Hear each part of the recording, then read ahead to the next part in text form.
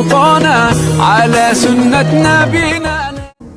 پیارے دوستو السلام علیکم ورحمۃ اللہ وبرکاتہ. میں آپ کا میزبان علی عادل خان حاضر ہوں اور آپ دیکھ رہے ہیں راہ سکون چینل.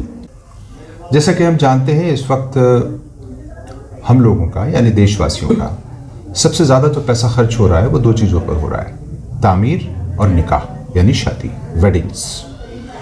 بلڈنگ اس لیے اونچی بنائی جا رہی ہے کہ پڑوسی کا مکان اونچا تھا، اور شادی اس لیے اونچی اور اچھی کی جا رہی ہے کہ ہمارے پڑوسی اور ہمارے ریلیٹیوز نے بھی شادی ہم سے زیادہ اچھی کی تھی.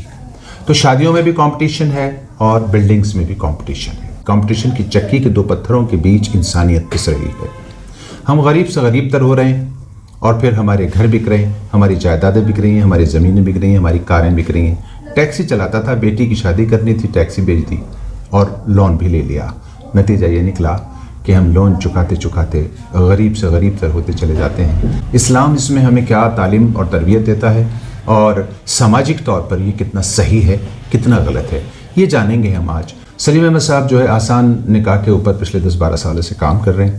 ڈفرینٹ جگہوں پر دیش کے یہ پروگرامز کرتے رہے ہیں.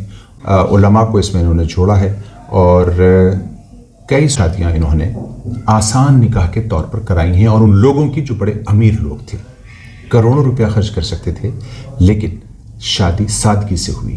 سوال یہ ہے کہ اس پیسے کو بچا کر کیا کہیں اور خرچ کرایا جائے گا، یا اس پیسے کو جو بچایا گیا ہے وہ تعلیم اور ہیلتھ پر خرچ ہوگا. دو امپورٹنٹ پہلوؤں پر ہم بات کریں گے. سلیم صاحب آپ کا خیر مقدم ہے. آپ کے پاس کیا فارمولہ ہے آسان نکاح کا؟ دیکھیے الحمدللہ اسلام سکھاتا ہے قرآن کے ذریعے، اللہ کے رسول کی سنتوں کے ذریعے، جو اللہ کے رسول نے پیغام دیے ہمیں جینا ہے، کیسے ہمیں کھانا ہے، کس طرح سے ہمیں نکاح کرنے ہیں، کس طرح سے حقوق العباد کا خیال رکھنا ہے. کوئی چھپی ہوئی چیز نہیں ہے. بدقسمتی یہ ہے کہ جب آسان نکاح کی بات کرتے ہیں تو لوگوں کو ایسا لگتا ہے کہ آسان نکاح کرنے سے شاید ہم غریب ثابت ہو جائیں گے. اور وجہ یہ ہے کہ اس کو اتنا حاوی کر لیا ہے اپنے اوپر کہ بھئی ہم دکھاوا کریں گے تو پڑوسی، رشتہ دار، دوست احباب بڑی تعریف کریں گے، چاہے وہ کھانے کا ہو، چاہے وہ رسومات ہو، چاہے وہ جہیز کو نمائش کے انداز میں لگانے کا ہو، یا بڑے بینکٹ ہال کر اس میں شادی کرنے کا، نکاح کرنے کا. ابھی تک جو ہمارے ساتھ میں مشکلیں آتی ہیں وہ یہ ہے کہ لوگ یہ چاہتے ہیں کہ ہم سب آسان نکاح کریں. کوئی آئے ہم سے کہے کہ بھئی آسان نکاح شروع ہو گیا ہے، اور خاص طور پر قریشیوں میں، تو ہم نے ان سے کہا بھئی پھر اور برادری میں ہو گیا. ہم کہتے ہیں کہ پھر دیری کیا ہے؟ تو یہ کہتے ہیں کہ دیکھیے دیری یہ ہے کہ جتنے بھی مالدار لوگ ہیں، جتنے بھی رسوخ دار لوگ ہیں، وہ اپنی بڑی شادیاں کرتے ہیں. ہم بھی ان کے رشتہ دار ہیں. اگر ہم تھوڑا سا بھی نہیں کریں گے تو کوئی ہمیں پوچھے گا بھی، سماج میں کیا ویلو رہ جائے گی. تو ہم ان سے کہتے ہیں کہ دیکھیے جتنے بھی یہ لوگ ہیں، بھئی مالدار ہے وہ اپنی مالداری دکھا رہا ہے. آپ مڈل کلاس کے انسان، آپ ان کے جو پروگرامز ہیں جو آپ کو وہ صرف اپنی شان و شوکت دکھانے کے لیے انوائٹ کرتے ہیں، اور آپ جاتے ہیں، ایک بھیڑ جاتی ہے اور وہاں محسوس ہوتا ہے کہ آج فلاں حاجی کے پروگرام میں 10,000 لوگ آئے. شان کس کی بڑھ رہی ہے؟ اس کی. نقصان کس کا ہو رہا ہے؟ آپ گئے بالکل بھکاریوں کی طرح، کمزوروں کی طرح، لاچاروں کی طرح آپ جا کے پلیٹ اٹھا کر ان کی بھیڑ کا حصہ بنتے ہیں، رونق بنتے ہیں. نہ آپ کو ٹائم سے کھانا ملتا، نہ گرم کھانا ملتا. کھانا کس کو ملتا ہے وہاں؟ جو رسوخ دار ہیں، کلف کے کپڑے پہننے والے ہیں، نیتا جی آ رہے ہیں، ان کی فوٹوگرافی، ان کو کھانا ٹائم سے ٹیبل پہ لگتا ہے. اور ایک عام آدمی، عام رشتہ دار جاتا ہے، اس کو بلکہ ڈانٹ دیا جاتا ہے، اب بہت دیر سے آئے ہو. تو مجھے تکلیف یہ ہوتی ہے ہماری شادیوں میں عالم، حاجی، نمازی، قاری، امام صاحب سب آ رہے ہیں، وہ تو یہ بات نہیں کہہ رہے جب، لیکن قرآن اور احادیث کی روشنی میں یہ قطعاً ناجائز طریقے ہیں. بارات کا بلانا، بارات کو کھانا کھڑے ہو کر کھلانا، بینکٹ ہالوں میں 50-100 کلومیٹر دور جا کر نکاح کر رہے ہیں. بیٹی والے پر اتنا بڑا ایک عذاب نازل کر دیا، اور جبکہ بیٹی والے ہم ہی ہیں، بیٹے والے بھی ہم ہیں.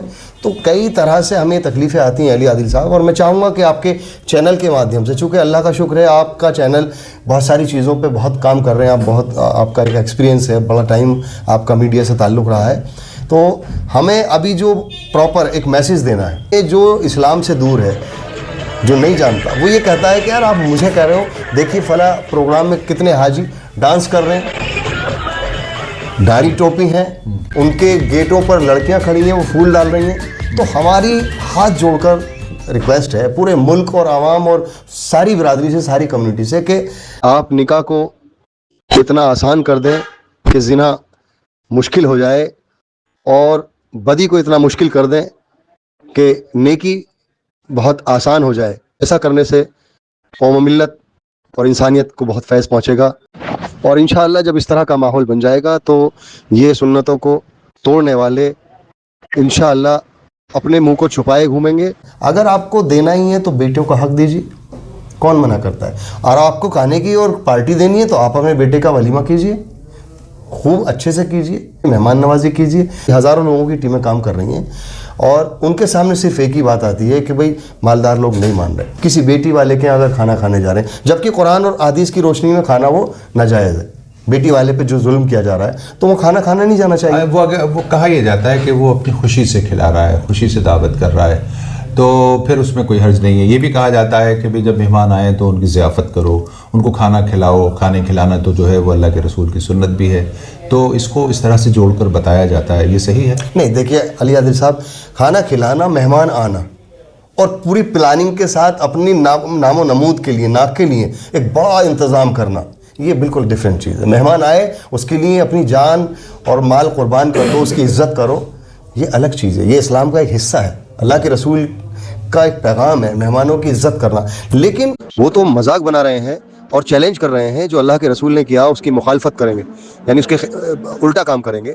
غیروں کی چیزیں ہیں یہ. بارات اور شادی جیسا لفظ اسلام سے اس کا کوئی تعلق نہیں ہے. بیٹی والا بھی کئی بار غلطی کرتا ہے, جتنے لوگوں کو لانا لائیے اور میں آپ کو یہ کروں گا, کھانا بتائیے کیا کھانا ہونا چاہیے. تو یہ چیزیں ہمیں روکنی ہوں گی اور اس میں پہل کرنی ہوگی.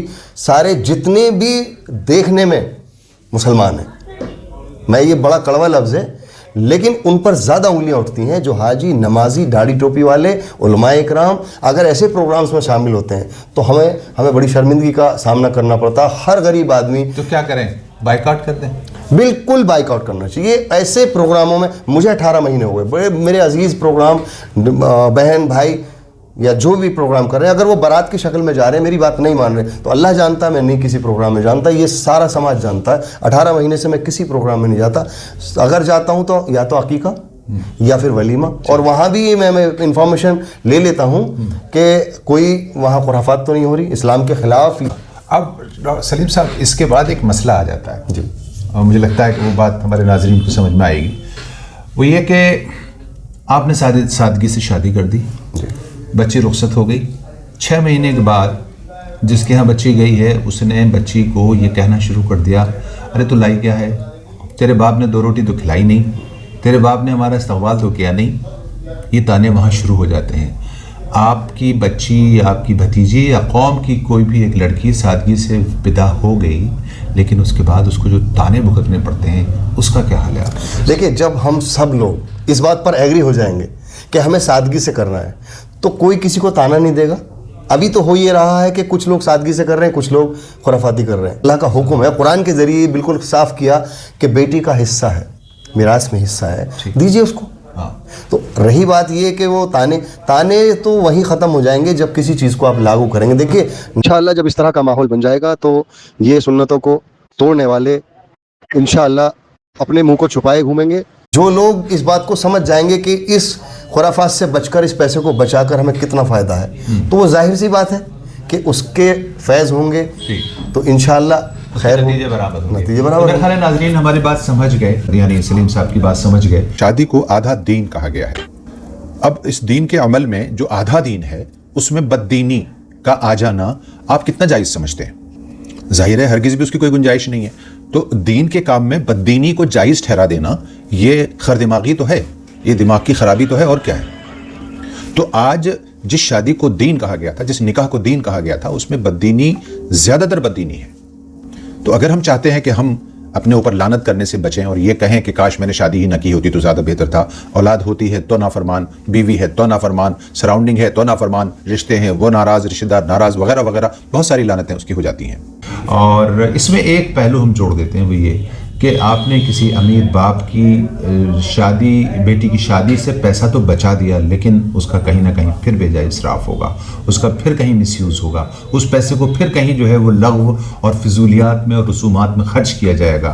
یہاں ہمارا ماننا یہ ہے ناظرین، اور ڈاکٹر سلیم صاحب آپ سے بھی، وہ یہ کہ ہم یہ چاہتے ہیں، ہمارے ذہن میں ایک پروگرامنگ یہ ہے، پورا پروجیکٹ ہے، وہ پورے کا پورا ڈیٹا بیسڈ پروجیکٹ ہے کہ اگر ہم ہندوستان میں ایک بچی کی شادی سے اس کی شادی میں ہونے والے خرچ کا 10% بچا لیتے ہیں تو ہم پورے سال میں پورے ہندوستان میں ہونے والی شادیوں سے 30 لاکھ کروڑ روپیہ بچا لیتے ہیں، جو ہندوستان کی اکنامی کو ڈیولپ کرتا ہے۔ ملک کے اندر ایجوکیشنل اور ہیلتھ کے بڑے بڑے پروجیکٹس جو ہے چلا سکتے ہیں، ہم ہندوستان سے غربت کو ختم کر سکتے ہیں، ہم شیلٹر ہاؤس بنا سکتے ہیں، ہم اس کے علاوہ یہ ہے کہ ان غربا، مساکین، یتیم اور بیوہ لوگوں کی مدد کر سکتے ہیں جو زندگیاں یعنی تباہ کرتے ہیں اور وہاں یہ بھیک مانگتے ہیں۔ تو ہم نے ایک پورا پروجیکٹ اس پہ بنایا ہے۔ ہم آپ کے اس کوشش کو سیلیوٹ کرتے ہیں کہ آپ ایک زمانے سے اس پر کام کر رہے ہیں، ہم ناظرین کے ساتھ مل کر کام کریں گے۔ بہت بہت شکریہ۔ بارك الله لكما وبارك عليكما وجمع